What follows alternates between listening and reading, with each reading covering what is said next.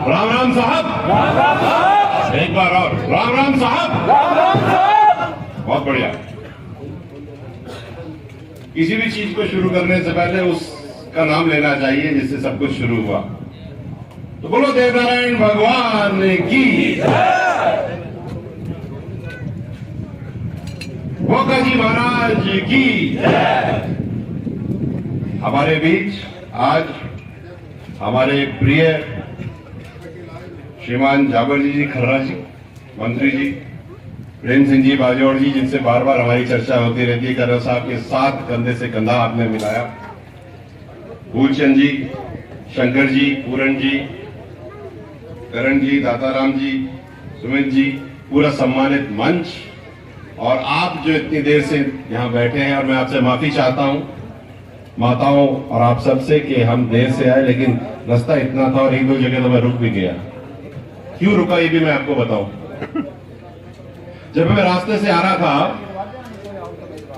तो मुझे दो तीन जगह उन फौजियों के यादगार दिखे जो अब हमारे साथ नहीं है, शहीद हो गए। फिर मेरे को दिमाग में एक बात याद आई, और जब आप अपनी बात रख रहे थे तब मुझे वो बात ध्यान आई कि भारतीय जनता पार्टी के आने से पहले और माननीय मोदी जी के आने से पहले सरहद पर जब फौजी गोलियां चलाता था तो उसका हिसाब उसको रखना पड़ता था कि एक गोली चली तो कारतूस खाली है और रखो, और हिसाब दो कि कहां चली और क्यों चली। और मैं मोदी जी का धन्यवाद देता हूं कि अब सरहद पर फौज मन से गोली चलाती है, हिसाब देना नहीं पड़ता। अब सिपाही, जाबाज सिपाही का हिसाब आगे कितने पड़े उससे लगता है, कितनी गोली चली उससे नहीं लगता। इसके लिए उनका बहुत बहुत धन्यवाद। और इस बात से हमें ये भी विचार करना पड़ेगा कि भारत पिछले 10 साल में कितना बदल गया है। आप ये देखो, हम अपनी बात कर रहे हैं, पिछले 10 साल में राजस्थान खुद बदल गया है, और पिछले 5 साल के आखिरी 1 साल में तो इतना गतर हो गया राजस्थान कि उसका हिसाब नहीं। मैं आपको आप भी बताता हूं, सुनिएगा। देवनारायण योजना में छात्रवृत्ति मिलती थी साहब, मिलती है ना। पिछले 1 साल से जो गई सरकार है, इसने छात्रवृत्तियां बंद कर दी बच्चों की। समझो बात को। हम जिस चीज के लिए अपने बच्चों को आगे बढ़ा रहे हैं, राजस्थान को कहते हैं हम राजस्थान को आगे बढ़ाएंगे, अगर राजस्थान के बच्चे ही आगे नहीं बढ़ेंगे तो क्या राजस्थान को तुम बढ़ाओगे। और इन्होंने छात्रवृत्तियां बंद कर दी। बंद तो करी, चिट्ठी भी नहीं लिखी, बाद में दे देंगे। उन बच्चों के, उन माँ बाप का क्या हाल हुआ होगा जिसने अपना पेट काट काट के बच्चे को स्कूलों में डाला, और फिर जिसके लाख रुपए, 50,000 रुपए, 60,000 रुपए की छात्रवृत्ति आती थी, उसको मिली नहीं, वो दरवाजे ठोकता रह गया, लेकिन उसका कोई निवारण नहीं हुआ। स्कूटियां मिलने वाली थी बच्चियों को देवनारायण योजना की, वो नहीं मिली साहब। मैं धन्यवाद देता हूं माननीय भजनलाल जी को और प्रेमचंद बैरवा जी के आते से इन्होंने ये काम शुरू किया। बहुत बहुत धन्यवाद। कम से कम समाज को आगे जाते, एक तरफ अपन समाज को आगे लेके जाते हैं और एक तरफ ये उसको पीछे खींचते जाते हैं। ये बात ठीक नहीं है, बदलाव जरूरी है साहब। और आप लोगों ने पिछले विधानसभा चुनाव में ये बदलाव करके दिया, आपका बहुत बहुत धन्यवाद। पूरे राजस्थान का बहुत बहुत धन्यवाद। बात जब बदलाव की आती है तो एक बात और करूंगा। मैं कल मावली था, कल जटारण था, परसों मावली, चित्तौड़गढ़ था। सब जगह अपन ऐसे घर में बैठ के बात करते थे, भाषण तो कम, बातें ज्यादा होती है। एक बात सामने आई, और ये बात सच है कि जब पानी एक तरफ बह रहा हो तो उसके उल्टे चलने में कोई फायदा नहीं है, थकान होती है, काम कुछ होता नहीं। तो पूरे राजस्थान ही नहीं, पूरे भारत का बहाव भारतीय जनता पार्टी की तरफ है। तो भाई आप भी बहनों लगे थे, सही दिशा में बहने में आसानी रहती है, काम सब सही होते। तो मैं तो बह चुका हूं साहब, आप भी बहिए और सब काम करिए। कर्नल साहब ने और हमने पिछले 2019 के अप्रैल में 10 अप्रैल को मैंने और कर्नल साहब ने माननीय अमित शाह जी के सानिध्य में भारतीय जनता पार्टी ज्वाइन करी थी। और तब से लेकर के अब तक मुझे ध्यान है, बाजौड़ साहब को ध्यान होगा, हम लोग नीम का थाना में एक मीटिंग थी, वह पहुंच नहीं पाए थे। कर्नल साहब की पाटन में मीटिंग थी, कर्नल साहब की तबीयत खराब थी, IV की ड्रिप लगी हुई थी। वो कर्नल साहब इतना माननीय मोदी जी में विश्वास करते थे और उनके लिए तो कहते थे कि मोदी जी को जिताना है, जो भी करना है करना पड़ेगा, हम करेंगे। फिर जब उनसे पूछा गया कि आप ऐसा सोचते, क्योंकि हर चीज का कारण होना चाहिए, तो कर्नल साहब क्या कहा करते थे, और अपन सब किस चीज के ऊपर काम करते हैं? अच्छी शिक्षा, अच्छा स्वास्थ्य, पढ़ी लिखी मां और कर्ज मुक्त समाज। और मुझे बता दो, मोदी जी भी तो इसी पे काम करने लग थोड़ी कर रहे हैं। आखिरी छोर के आखिरी व्यक्ति को, अंत्योदय वाले व्यक्ति को जब आपकी योजनाएं मिलती हैं तो वही तो काम हो रहा है। जब माननीय मोदी जी की विचारधारा, आपकी विचारधारा और मेरी विचारधारा एक है तो बहाव तो सही चलना चाहिए ना, तो हमें उसी बहाव में जाना चाहिए। एक बात और, मैं मजेदार बात आपको कहूंगा, लोग ज्यादा इसमें ध्यान नहीं देते। यहां तो खैर मिली जुली लड़ाई चल रही है। लोकसभा में बहुमत के लिए 272 सीटें चाहिए सर, 272 चाहिए ना। आपको पता है 7 तारीख के हिसाब से, 7 तारीख को जो कांग्रेस ने लिस्ट निकाली, कांग्रेस तो केवल 244 पर इलेक्शन लड़ रही है। वो तो बहुमत के लिए भी नहीं लड़ रही, देश क्या चलाएंगे। सोचने वाली बात है। तो मैं जो कह रहा हूं कि बहाव के साथ चलिए साहब, बहाव ही सब कुछ है। और माननीय मोदी जी के हाथों को हम इतना मजबूत करें कि वो हमारे कंधे में इतना फौलाद भर दे कि हम किसी चीज से भी टकरा जाए और अपने काम। हम केवल अगर इस बात पे विचार करें कि हमें चाहिए क्या, एक परिवार को क्या चाहिए।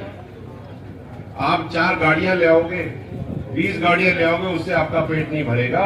आपका पेट तब भरेगा जब आपके बच्चों का भविष्य ठीक होगा, और वो तब होगा जब आपको सारी योजनाएं मिलेंगी, आपको सारी सहूलतें मिलेंगी, आपके बच्चों को पढ़ने के लिए सामान मिलेगा। और मैं आपको यहाँ एक चीज बता के जा रहा हूं, माननीय मोदी जी के विचार देखिए आप।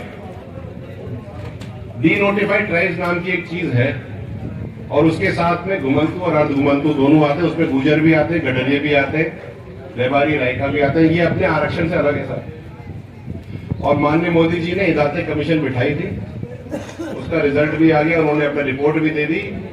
और अब पिछले 25 दिन पहले गुर्जर समाज सेंट्रल की लिस्ट में आ चुका है, और बहुत जल्दी अपने आचार संहिता के बाद प्रक्रिया के तहत राजस्थान में इसके सर्टिफिकेट बनने लग जाएंगे। अब आप ये समझिए इससे होगा क्या। देखो आपने ताली तो बजा दी, लेकिन मिलेगा क्या ये तो समझो, ये समझो, जरूरी है ये बात। आपका बच्चा विदेश में पढ़ने जाएगा और उसके पढ़ाई का सारा खर्च माननीय मोदी जी देंगे। ये बात आप समझिए। आपके बच्चे कलेक्टर बनना चाहते हैं, यूपीएससी का एग्जाम देना चाहते हैं, उसकी कोचिंग कराने के लिए 1.5 लाख रुपए, 60,000 रुपए या 2 लाख रुपए लगेंगे, माननीय मोदी जी ये देंगे। आप अच्छा, ये लोन नहीं है साहब, ये पैसे वापस नहीं करने, बच्चों को पढ़ाओ, आगे बढ़ाओ। फौज में जाना है, एनडीए में जाना है, सीडीएस का एग्जाम देना है, आईआईटी देनी है, हर चीज के लिए आपको सहूलतें दी जाएंगी। ये बात आप समझिए। जब हम बात कर रहे थे कि हमारे बच्चे आगे बढ़ेंगे तभी तो राजस्थान आगे बढ़ेगा, तभी तो भारत आगे बढ़ेगा, तो उसके लिए मोदी जी की विचारधारा, आपकी विचारधारा, हमारी विचारधारा और असम की एक ही चीज है। हम आखिरी में एक बात कहना चाहूंगा। मैं झुंडवा नाम का एक गांव है, ये अपना उनियारा में आता है, उनियारा तहसील में आता है। वहां पर एक महिला मुझे मिली, यशवार।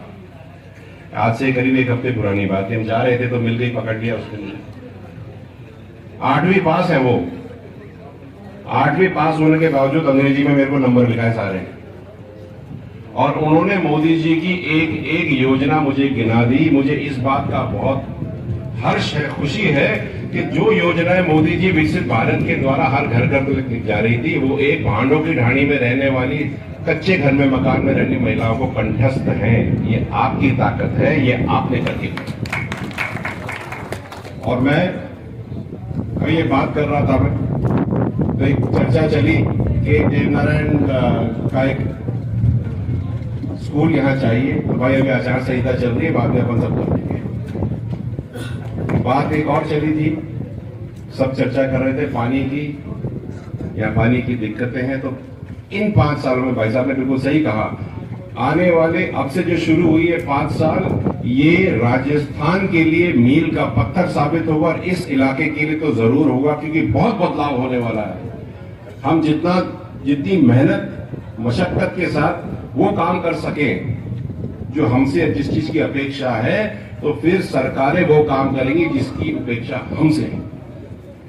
आपके यहाँ पानी भी आएगा, आपके यहाँ पर ज्यादा फैसिलिटीज भी आएंगी, स्कूल्स कॉलेजेस भी आएंगे, सब काम होंगे। और सबसे ज्यादा जरूरत जिस बात की है वो ये है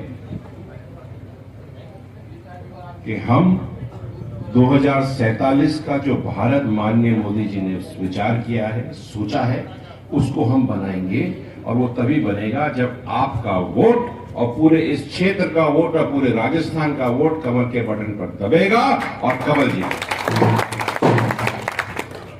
केवल कहने से, भाषणों से काम नहीं होते, काम तो साफ करने से होते हैं।